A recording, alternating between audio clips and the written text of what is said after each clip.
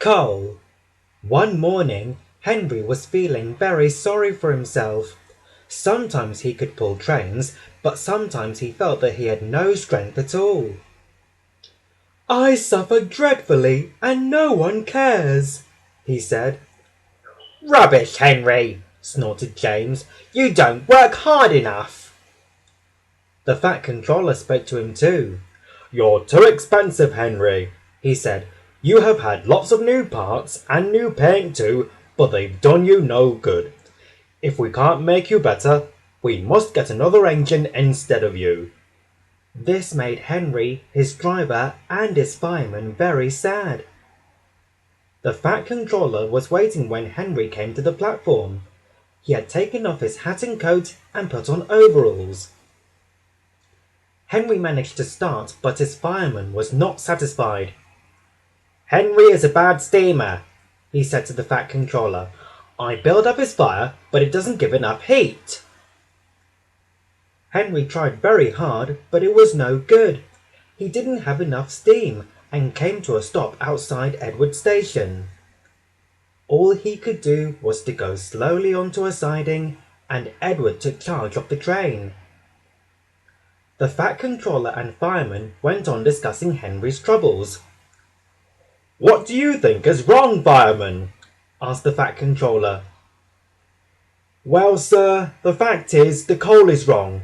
We've had a poor lot in lately, and today it's worse, he answered. The other engines can manage. They have big fireboxes. Henry's is small and can't make the heat. With Welsh coal, he'd be a different engine. It's expensive, said the Fat Controller, but Henry must have a fair chance. James shall go and fetch some. When the Welsh coal came, Henry's driver and fireman were excited. Now we'll show them, Henry, old fellow. They carefully oiled all his joints and polished his brass till it shone like gold. They made his fire, putting large lumps of coal like a wall round the outside. Then the glowing middle part of the fire was covered with smaller lumps. You're spoiling my fire, complained Henry. Wait and see, said the fireman. We'll have a roaring fire, just when we want it. The fireman was right. When Henry reached the platform, the water was boiling nicely, and he had to let off steam. He made such a noise that the Fat Controller came out to see him.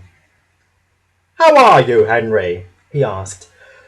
Pip, peep, peep, whistled Henry. I feel fine. Have you a good fire, driver? Asked the Fat Controller. Never better, sir, and plenty of steam. No record breaking, warned the Fat Controller. Don't push him too hard. Henry won't need pushing, sir, said the driver. I'll have to hold him back. Henry had a lovely day. He had never felt so well in his life.